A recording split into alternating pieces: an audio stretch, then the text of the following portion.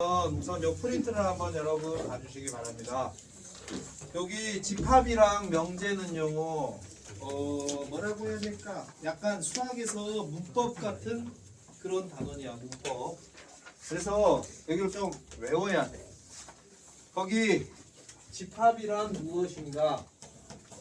집합 체육 시간에 많이 하죠? 운동장으로 집합시키잖아. 그 맞아. 모이라는 거야. 모이라는 거. 그러니까 여기 단원에서도 집합은 모여라인데, 근데 어떻게 해야 되느냐? 대상을 분명히, 거기 밑줄 한번 보여주세요. 대상이 분명해야 된다. 대상이 명확 분명해야 됩니다. 그래서 우리가 예를 들면 뭐 2에 가까운 수의 모임, 집합일까 아닐까? 2에 가까운 수. 어느 정도가 가깝다 그런 거 없잖아. 그러니까 뭐 가깝다, 멀다, 뭐 아름답다, 뭐 이런 것들, 그런 형용사라고 하나? 그런 것들은 집합이 아니야. 정확해야 돼. 그래서 이제 그런 것들을 집합이라고 하고, 그러면 집합은 우리가 보통 집합의 이름은 대문자로 줍니다. 대문자로. 그리고 집합은요, 기호는 반드시 중괄호를 사용해야 돼. 소괄호나 대괄호 쓰면 안 됩니다. 그래서 집합은 반드시 이렇게 중괄호를 쓰고 그 안에다 구성원들을 넣어줘야 돼. 그래서 예를 들면 A라는 집합은 6의 약수라고 한번 생각해 보자. 6의 약수 뭐가 있을까요? 1하고 2하고 3하고 6 이렇게 있습니다. 그러면 반드시 이름은 꼭 대문자로 줘야 되는 건 아니야. 이름은 꼭 대문자로 줘야 되는 건 아닌데 일반적으로 대문자로 준다는 거고요. 그 다음에 이렇게 하면 이제 A라는 집합은 얘가 이제 집합 이름이겠죠. 그 다음에 요렇게 중괄호가 있으면 요게 이제 A에 구성할 수 있는 원소들을 넣어주는 그런 과정이야. 그랬을 때 요 각각에 있는 요 값들을 우리는 뭐라고 하느냐? 원소라고 부릅니다. 원소. 그런데 여기 교재 한번 봐주세요. 프린트 한번 봐주세요.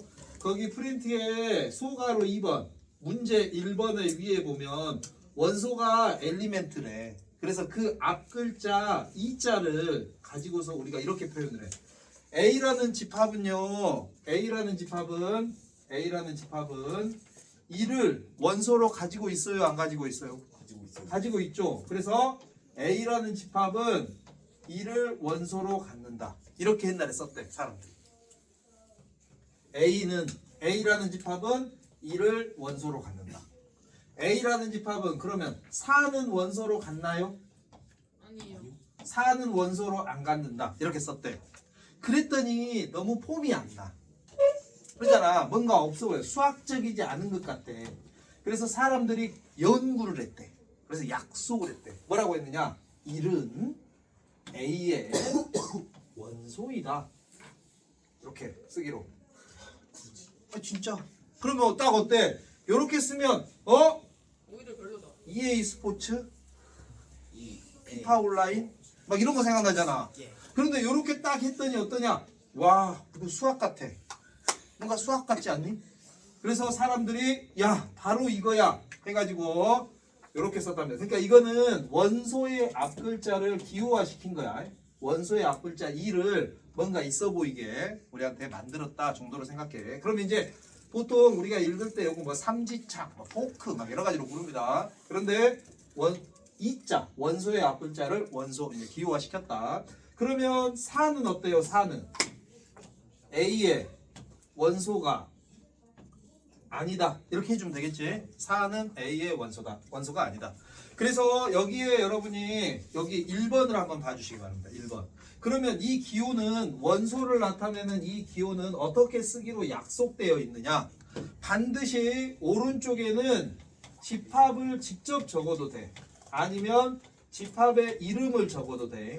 집합을 전체를 여기다 적어도 되고 아니면 이름을 적어도 되는데 왼쪽은 누구를 적게로 돼 있냐면 원소를 몇 개만 적느냐? 한 개만 적기로 돼 있다. 귀찮다고 아 여기 봐봐 1, 2, 3, 6이 원소잖아. 귀찮으니까 야 1하고 2하고 A 원소잖아. 이렇게 쓰면 안 된다.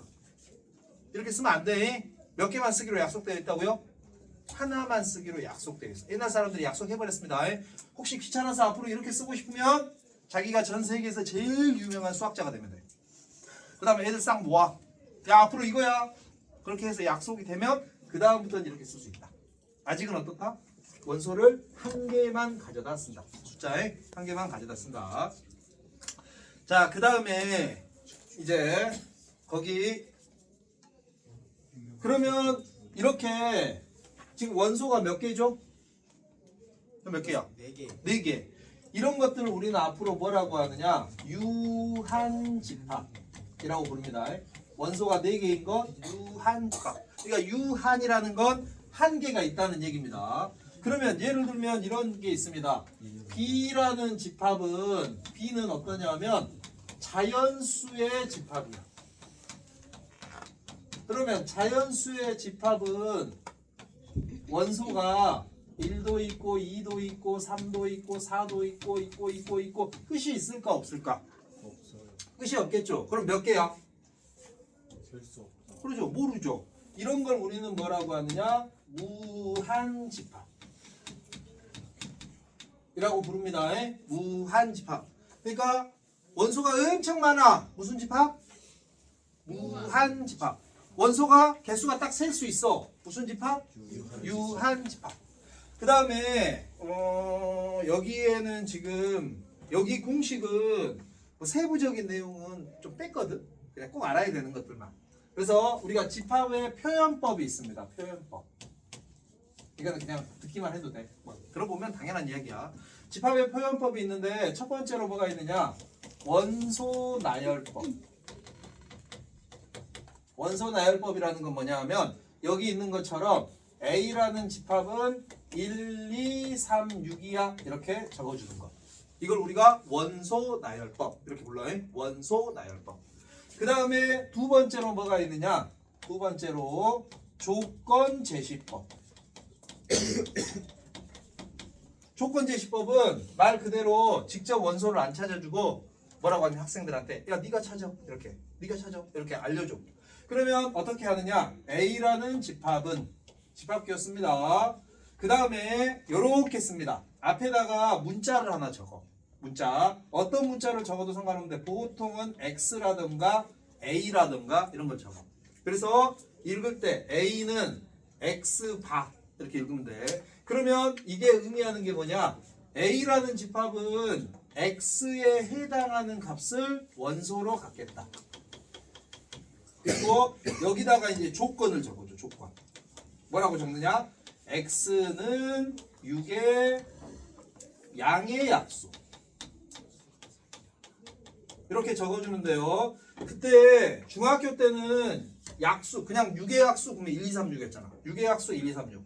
그런데 고등학교 때는 약수를 찾을 때 6의 약수 그러면 뭐라고 하느냐 하면 1, 2, 3, 6, 마이너스 1, 마이너스 2, 마이너스 3, 마이너스 6 요걸 다 6의 약수라고 해요.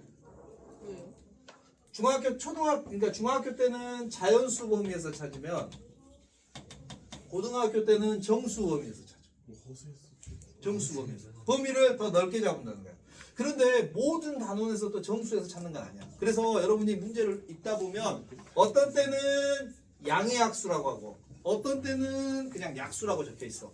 그럼 우리는 앞으로 뭐라고 쓰면 되느냐? 무조건 양의 약수라고 쓰면. 우리가 답 쓸 때는 무조건 양의 약수라고. 그러면 선생님이 따질 수가 없지. 여기만 있어도 6의 양의 약수라고 해도 되잖아. 그러잖아요. 1, 2, 3, 6을 찾으면 1, 2, 3, 6을 찾으면 그래서 대부분 문제를 이제 읽어보면 우리 앞으로 양의 약수 이렇게 나옵니다.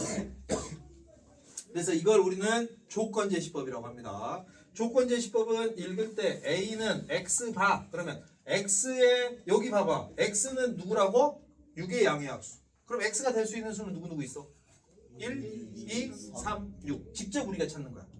그래서 그러면 이제 X에 해당하는 값들을 원소로 갖는다. 그러니까 똑같은 거야. 똑같은 거. 그 다음에 이제 세 번째로 뭐가 있느냐 하면 벤 다이어그램이라는 게 있어. 벤 다이어그램. 이건 뭐냐 하면 그냥 그려라.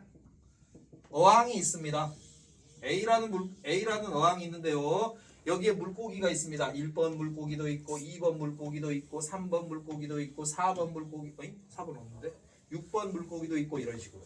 그러면 여기서는 어떠냐? 이 숫자로 쓸 때 있잖아. 원소들을 쓸 때 작은 수를 쓰고 점점점 큰 수를 써라. 큰 수를 쓰고 작은 수를 써라. 그런 거 없어.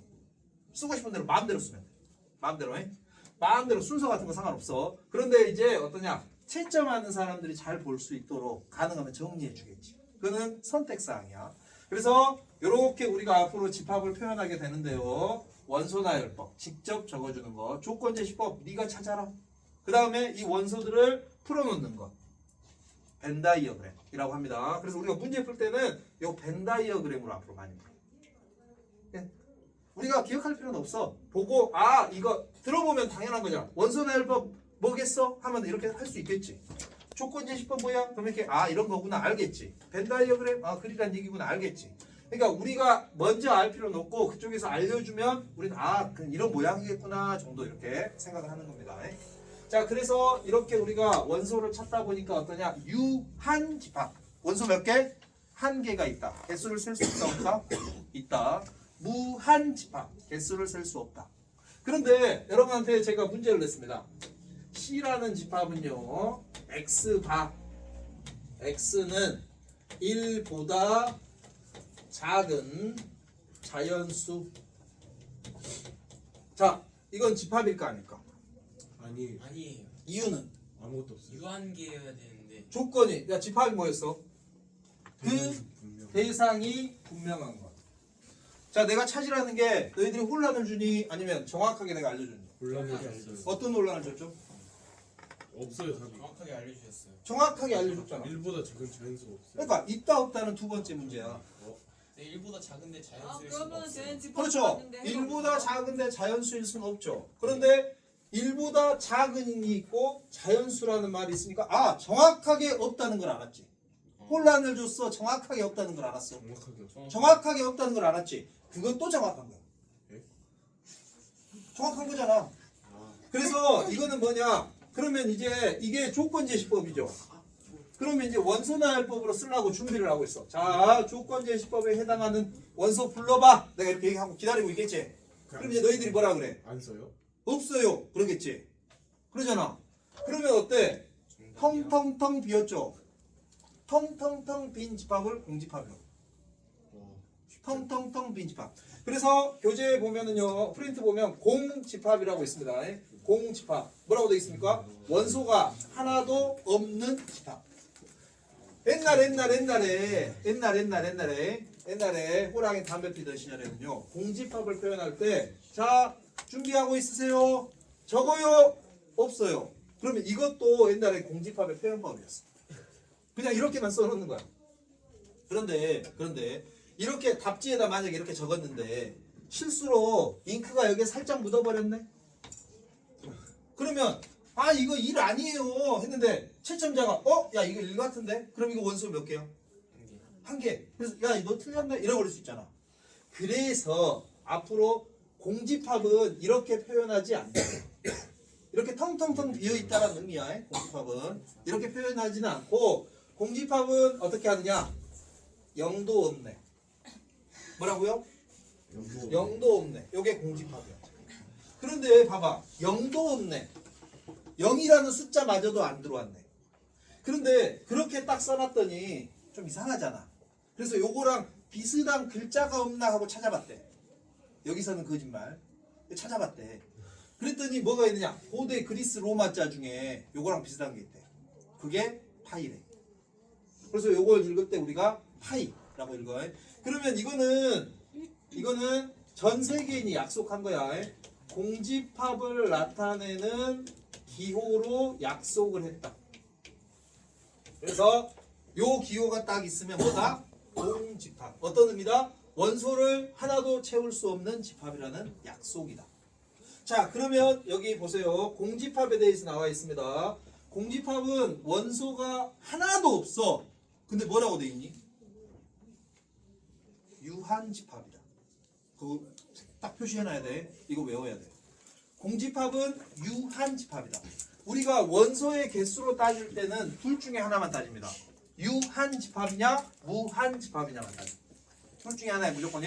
모든 집합은 원소의 개수로 따지면 유한이거나 무한이야. 아니 하나도 없는데 무슨 유한이에요? 없는 것도 유한집합으로 약속되어 있다. 이렇게 생각하면 돼. 약속했다. 그래서 공집합은 뭐라고요? 유한집합이다. 유한집합이.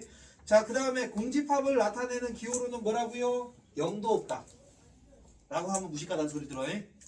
그러니까 딱 이제 내가 열심히 공부하고 있어. 근데 나중에 학교 가가지고 친구가 막 옆에서 막 물어봐. 뭐 수학 문제 막 물어봐. 나 공부해야 되는데. 그럼 뭐라고 하면 되지 알아? 야, 공집합은 0도 없잖아. 그러면 뭐? 그럼 친구 옆에 와봐. 이를 무식한 놈아. 그러니까 그 다음에 알려주고 싶으면 야, 이거 파이잖아. 그리스 로마자잖아. 이렇게 하면 되고. 그래서 이거는 공집합을 나타내는 기호입니다. 공집합을 나타내는 기호. 그런데 여기서 조심해야 될 게 있어. 공집합을 나타내는 기호이면서 동시에 이거는 어떻다? 알파벳의 하나의 문자처럼 파이라는 하나의 알파벳이야. 하나의 알파벳이야. 하나의 알파벳. 그럼 왜 내가 갑자기 그 얘기를 하느냐 하면 이제 이런 경우가 있습니다. 이런 경우. 자, 이걸 가기에 앞서서 하나 이제 더 얘기하고 가야겠네. 자, 거기 어디냐? 뭐가? 자, 여기 프린트에는 뭔가가 조금 빠져 있는 게 있는데요. 거기 공식에 14, 15번을 한번 봐주세요. 14, 15번. 공식에 14, 15번 오른쪽 하단에 있죠. 공식에 14, 15번. 자, 공식에 14번은 아까 여기 있구나. 여기 공식 7번. 공식 7번을 한번 봐주시기 바랍니다. 공식 7번.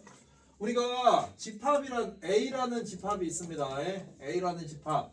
1번 물고기, 2번 물고기, 3번, 4번, 5번 해서 A라는 집합이 원소가 5개 있습니다. 그런데 요걸 벤 다이어그램으로 샥 그려봤더니 A라는 집합에는 1번도 있고 2번도 있고 3번도 있고 4번도 있고 5번도 있고 이렇게 있겠죠. 그런데 이걸 어떻게 하느냐 하면 새로운 어항을 만들어. 조그만 어항.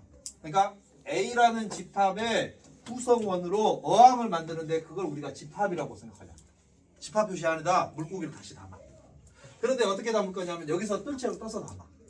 뜰채로 떠서. 그러면 만약에 뜰채로 뜨면 이렇게 뜰채로 떠질 수 있겠죠.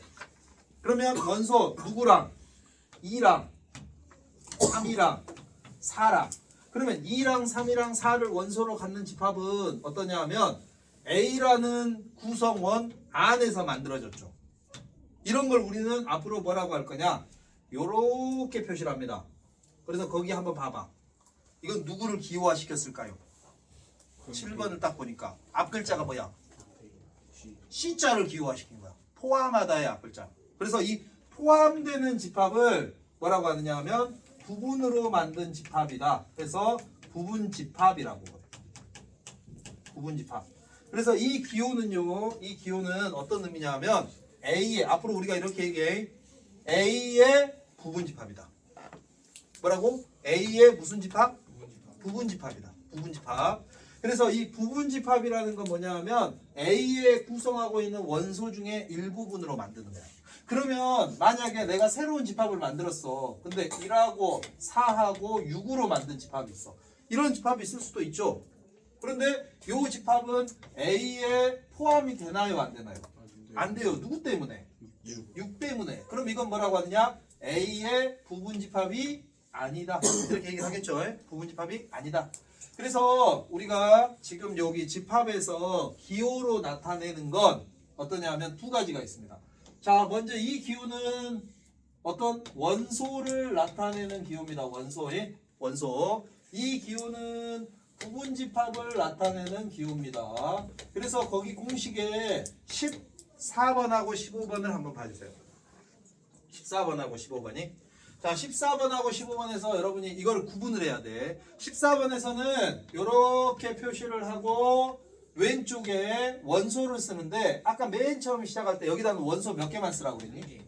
원소를 한 개만 쓰라고 했어. 동시에 2개 이상 쓰면 안 돼. 그 다음에 오른쪽에는 집합의 이름을 적어주는 거야. 그런데 이렇게 표시가 돼 있을 때는 어떠냐면 포함되는 집합을 적어주는데 여기는 여기 있는 원소 중에 여러 개를 막 가져와도 돼. 한 개만 가져와도 되고 여러 개 가져와도 되고. 그런데 뜰채로 뜨다 보면 요렇게 뜰채로 뜰 수 있지 않을까? 그럼 원소 몇 개 떴어? 한 개. 빵 개. 그럼 무슨 집합이야? 공지파. 공집합. 공집합도 A의 물로 만들었죠. A의 물로 만들었잖아. 그러네요. 그러지? 그럼 A에 포함되겠어 안 되겠어? 돼요. 돼요. 공집합은 모든 집합의 부분집합이다. 공집합은 모든 집합의 부분집합이고, 공집합은 무슨 집합이고? 유한집합이고. 공집합이 좀 특이하죠? 공집합은 모든 집합의 부분집합이고, 공집합은 유한집합이다. 그러면서 우리가 이제 문제는 앞으로 이제 쭉 풀 건데 하나 헷갈리게 하는 문제가 있거든요. 그래서 그걸 먼저 한번 보도록 하겠습니다. 우리 교재 68쪽을 한번 봐주세요. 68쪽. 452번. 68쪽에 452번을 한번 봐주시기 바랍니다.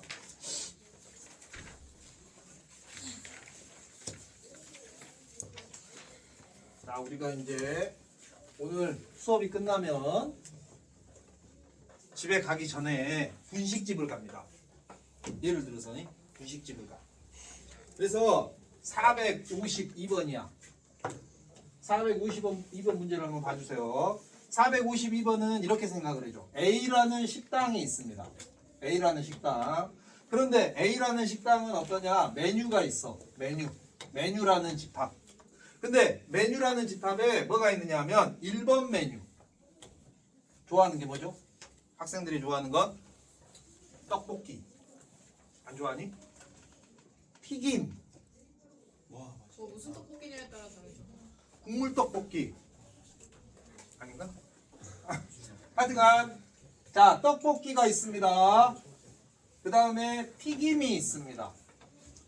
그 다음에 뭐도 있어? 떡볶이, 튀김, 세트 메뉴가 있습니다. 세트 메뉴도 있을 수 있잖아. 그러지? 그러면 여기서 이제 여러분이 볼 거는 뭐냐 하면 A라는 식당에 있는 메뉴는 몇 종류가 있을까요? 세 종류가 있죠. 세 종류.